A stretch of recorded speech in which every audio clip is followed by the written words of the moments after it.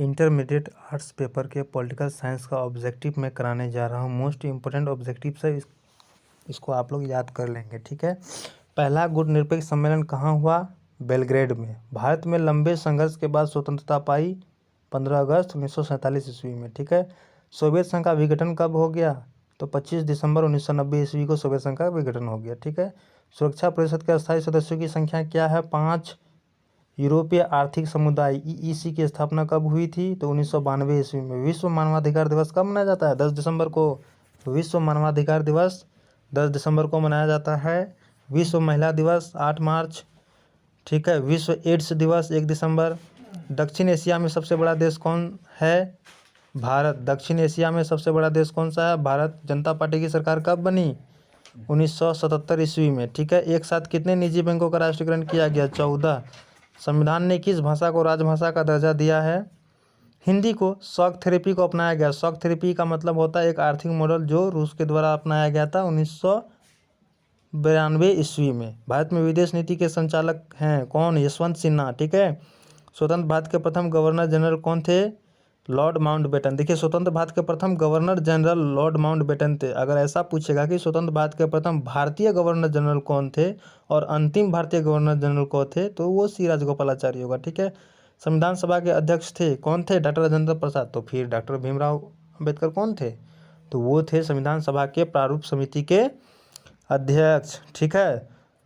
बात समझ में आ गई? भारत के प्रथम राष्ट्रपति कौन थे? डॉक्टर राजेंद्र प्रसाद, ठीक है। प्रथम उपराष्ट्रपति सरदार वल्लभ भाई पटेल। भारतीय विदेश नीति का आधार स्तंभ क्या है? विश्व का शांति, विश्व शांति, ठीक है। ऑप्शन नंबर ओ। भारत में चुनाव आयोग का गठन कब हुआ था? तो जनवरी 1950 ईस्वी में। किस राजनीतिक दल में 1975 में आपातकालीन घोषणा का स्वागत किया था? CPI। भारतीय योजना आयोग के अध्यक्ष कौन होते हैं? प्रधानमंत्री। उसके बाद 23 नंबर सवाल देखिए, CTBT का पूर्ण रूप लिखना है। CTBT comprehensive test ban treaty, ठीक है। तो यहाँ पे कौन से टेस्ट बैन ट्रीटी के बारे में बताया जा रहा है? तो न्यूक्लियर टेस्ट बैन ट्रीटी के बारे में, ठीक है। निम्नलिखित का पूर्ण रूप लिखिए। निम्नलिखित का पूर्ण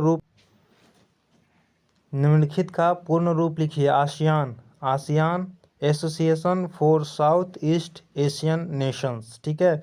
यूनेस्को का पूर्ण रूप लिखना है।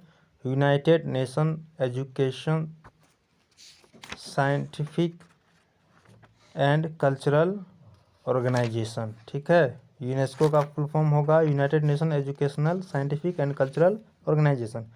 परंपरागत सुरक्षा नीति के कौन कौन से तत्व हैं? शक्ति संतुलन, सामूहिक सुरक्षा, गठबंधन की राजनीति, इनमें सभी। तो ऑप्शन नंबर 2, इनमें सभी, ठीक है।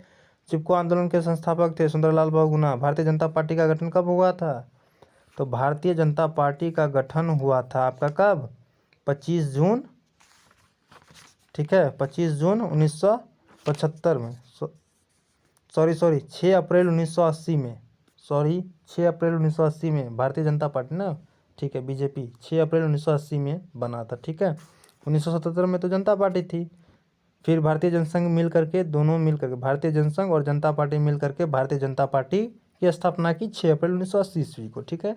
किसने कहा स्वतंत्रता हमारा जन्मसिद्ध अधिकार है? किसने कहा था? जल्दी बताइए, बहुत ही आसान सा सवाल है। बाल गंगाधर तिलक ने कहा था कि स्वतंत्रता हमारा जन्मसिद्ध अधिकार है।